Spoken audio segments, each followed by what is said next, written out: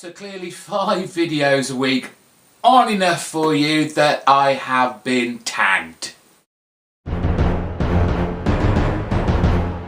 Hello everybody, it's me, GhostCritic, and this week I got tagged by Mr. CDC Amp. Great YouTuber, full of charisma, he's funny, he's creative, he does some great reviews. If you're not subscribed to him, I will put a link to his channel page down in the description bar. But yes, apparently the tag is the mainstream comics tag, and we've been given 10 questions to answer, and I have watched a lot of these because it's going all around the place and a lot of the community have got involved with this, and I'm not quite sure of the rules here. Well, rules, because a lot of people seem to have deviated in their answers and the way they've answered them, so I'm just going to kind of do the best I can. I'm probably going to repeat a lot of what other people have already said, and that's only because you're right. So let's kick off with these questions. So question number 1 was favourite ongoing with one main hero. Okay, one for DC and one for Marvel. DC. I'm actually going to go, it's only had one issue out and it's already been held back. We haven't had issue 2 yet, but I'm going to pick Sandman.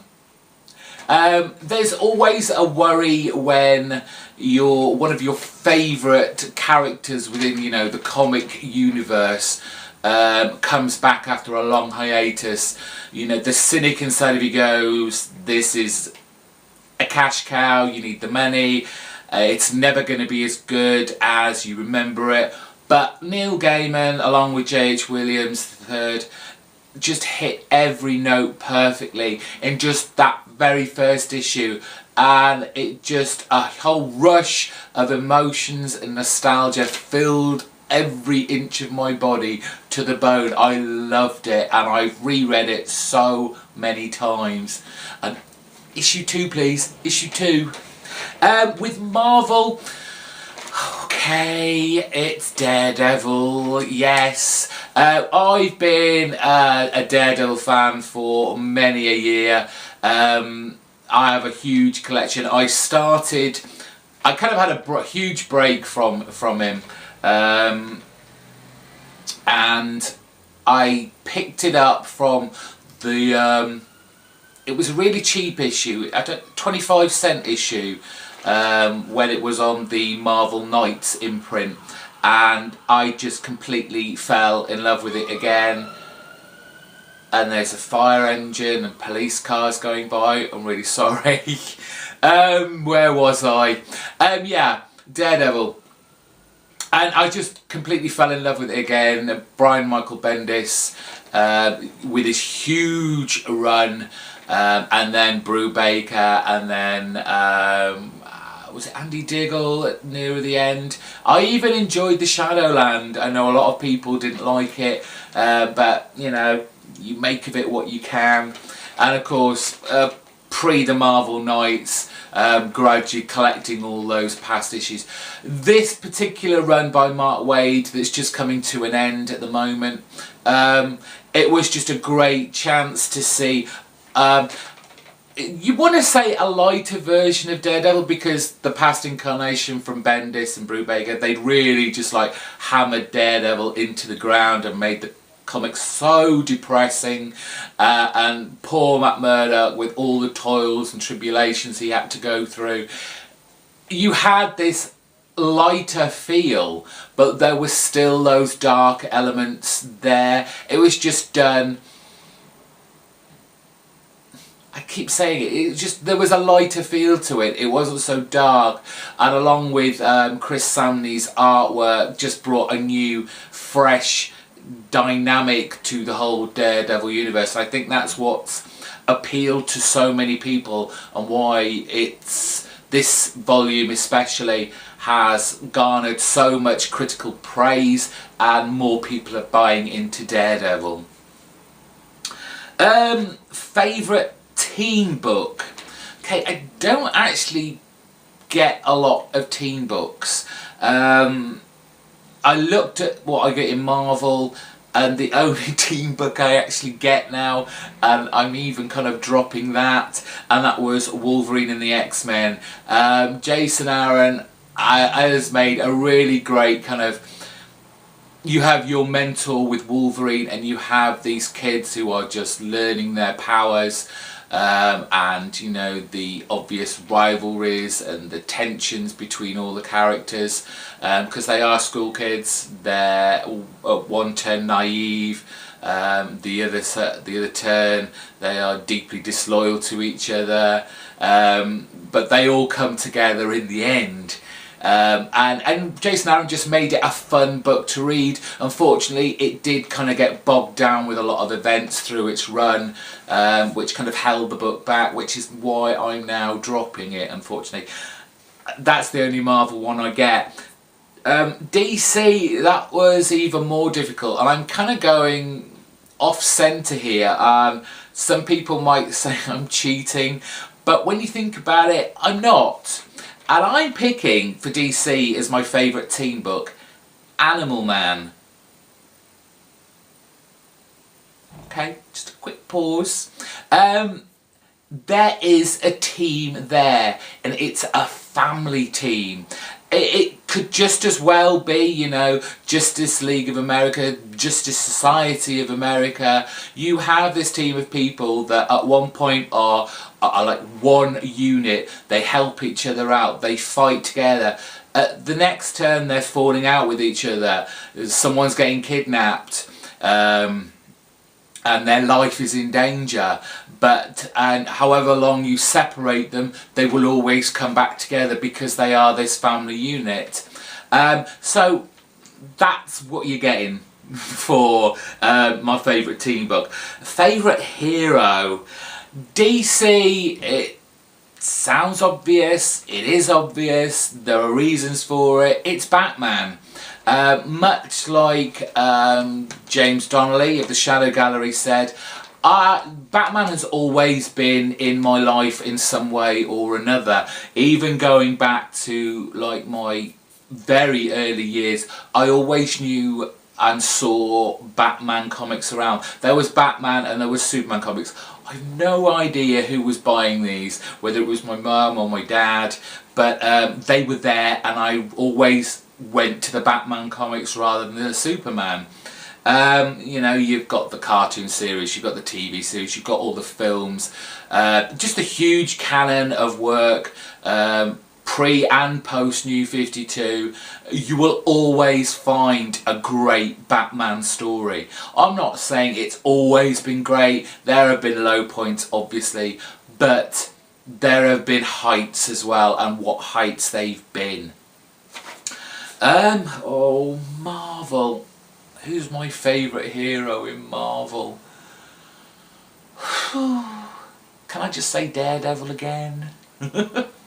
These are tough because I didn't really see this until I did my boxing out video, in how few titles from the main two I'm now getting, and how many of the independents. It far outweighs what I'm getting from the main two now.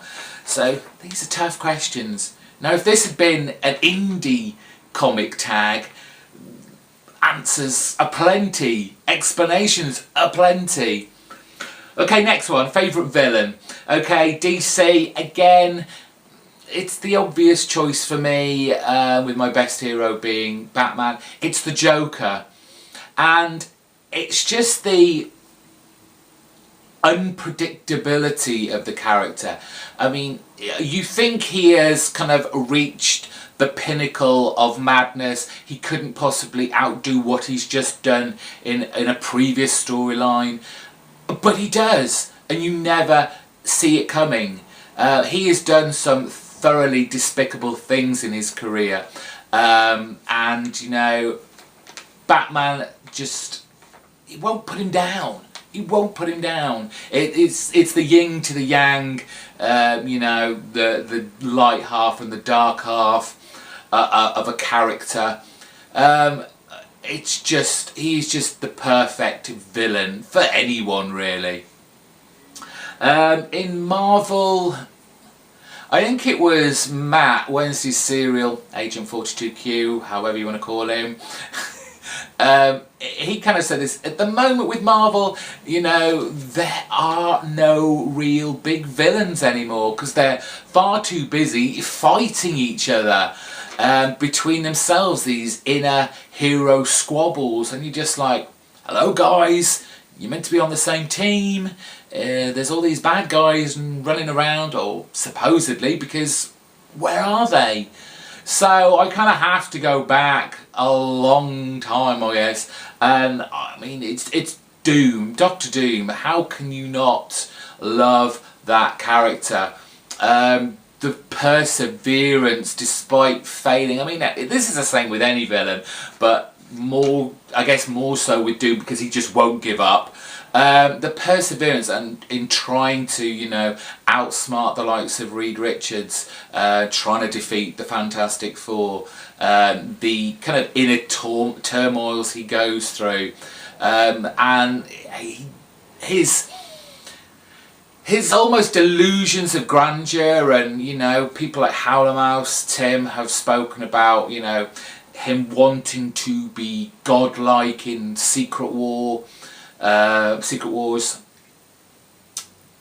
Just an amazing character.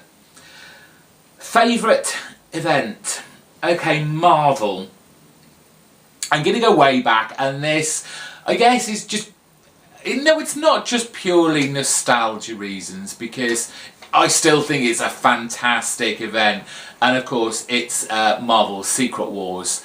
I remember reading this in the Marvel UK imprint, which was vastly different to what you guys actually read in the American comics. You know, whole panels were missed out, but it was just, it just fulfilled all my kind of comic boy, fanboy wishes. You know, you had a huge array of heroes, you had a huge array of villains. New villains were created in this event, and they kept fighting each other, and that's great when you're like in your early teens. You love that kind of stuff. I'm going to give a couple for Marvel. It's not actually that well liked, I don't think, but I loved Secret Invasion. It's one of the last great, for me, Marvel events. Just the whole insecurity that went through that. Skrulls, great villains. Anyway, that harkens back to my love of old Fantastic Four. And it's just that element of, are you really who you say you are? And I just loved it. DC, I loved Blackest Night. That was, for me, the last great Green Lantern event. Again, the favourite event, is it kind of like, is it a Final Crisis kind of thing? Is it like a Secret War kind of thing? Or can, you know, this event be picked out of an ongoing series, and I'm gonna do it whether you like it or not? Blackest Night for me, best Green Lantern event for a long time, and I just love the crap out of it. Infinite Crisis on Earth, I've only just recently read that, but devoured page after page in the nice big thick trade I bought. I really enjoyed that. Least favourite event, basically for Marvel, everything that came after Civil War. I just given up, really. Dark Reign, Siege, Fear itself, A versus X, they have just purely been cash cows for Marvel, and like sheep, you all buy them. And I managed to get out of that vicious cycle where it's an event book, it's happening, I've got to buy it. And I think it was fear itself that kind of broke the camel's back for me, because it was just absolutely horrendous. For DC, kind of, well, it's the opposite of Blackest Night. It was Brightest Day. What? It just felt like DC thought, right, we've had Blackest Night, we've got to do a Brightest Day. Don't know what we're going to do with it, but, you know, we just had Blackest Night. You've got to have Brightest Day. Blackest Night, Brightest Day. The money. Marvel or DC? No disrespect to the person that started this whole tag off, but I loathe this question. It just reminds me of like the 80s and 90s war between, you've got to like Marvel, you've got to like DC, which there's always been an element of, but it was incredibly aggressive towards the late 80s, early 90s. You had to like one or the other. Why? Right now, I could not pick. They both got good things about them. They've both got truly terrible things going on about them. So I'm not going to pick either. Picking both, it's like picking the lesser of two evils. What else have we got? Least favourite book. What kind of question is least favourite book? If I didn't like the book, I wouldn't buy it. I guess for Marvel, and I've dropped it, is Guardians of the Galaxy. I kind of had high hopes of that. I should have realised that really, if there hadn't been a movie coming out soon, we would not have had a Guardians of the Galaxy book. I thoroughly believe that. It really, I don't know what I expected, but I didn't expect that, and it's been dropped, hence least favourite book. With DC, I guess, and that's really just based on 2 issues, which might be a little unfair, but it's Batwoman. Our new writer on here really hasn't shone through, hasn't really picked up the mantle from J.H. Williams. I didn't get to review his first proper issue because the one previous was 0 year, and I kind of gave him a pass on that because what can you do? You've kind of been thrown in at the deep end there. I kind of let you off, but you're going to really have to show me what you're going to offer me in the next one. And his first proper issue was trite. It was cliched. It was just terrible. And if it doesn't pick up within at least 2 issues, I hate to say this because I have loved the title, and it worries me that, you know, the less people buy this could potentially get cancelled. I'm going to drop it. Book that you read that most others hate. God, hate's a strong word, isn't it? DC, does Vertigo count as DC? A lot of people haven't really attached themselves to Hinterkind, despite only being 3-4 issues in. I know they're expensive, but it's like a TV series. Okay, you don't really pay for TV series, but you know, it takes a little time for a series, for a story, especially when it's new, to grab you, and you're not always going to get it straight away. And there are issues with Hinterkind, as I've expressed in my video yesterday, but I'm enjoying it right now. Marvel. What books do I get that you don't like? This is such an awkward question. I should have been more prepared. I don't know. What books? Oh no, I don't like that either. What book? I don't know. Marvel gets a pass there. Again, it's because I'm buying so few now. Next. Oh, I think this is the last one. Favourite comic jail.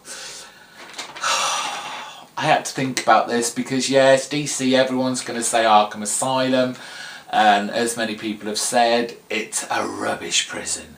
It's a terrible prison. It's not even really a prison though, is it? It's more of a mental institution. So I kind of made a pass on that. And I was thinking, and I'm going to kind of go off centre here, and I'm going to say the Source Wall. Ooh. And it is a prison of sorts. First mentioned, and I say mentioned, by Jack Kirby, sort of, in The New Gods with Metron. But wasn't actually seen until the X-Men New Teen Titans crossover, where we actually got to see the wall. And it is this wall that's meant to be on the edge of the universe, and beyond it is, you know, the source, the power, the omnipotent, omniscient power of the universe, all powerful. And many people have tried to get through that wall and failed and been trapped within it. It's also been used to trap people in as a prison. It's whenever it's drawn, it's just got all these kind of characters frozen, basically in time, attached to the wall, and they can't escape out of it. You know, their faces of horror and terror, of anger. It's kind of that surreal prison type of place. For Marvel, you know, there's the Raft, but again, the Raft, it's the most useless prison ever. People are always, you know, escaping, being, you know, pulled out of there. So I kind of went low-level criminal prison and went to Rikers Island. This is a prison for, you know, just kind of like you and me type criminals, the human. They're not like super powered, although there are some low-level powered. There's like a section, a cell block aside for it, for those that are, you know, kind of low-level superpowers. But mainly these are for, you know, your street-level criminals, your mob bosses and that kind of thing. And even in Brubaker's run on Daredevil in the last volume, Matt Murdock was imprisoned there for a time. And that's it. Went on a bit longer than I thought I was going to be. Thank you, Mr. CDC Amp, for tagging me. I hope I did okay.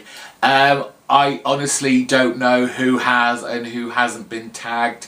I'm going to tag one person because I'm sure they haven't been, and I'm sure their answers are going to be so interesting and so informative as all his videos already are. So Tim Howlermouse, if you haven't already been tagged for this, please share your wisdom.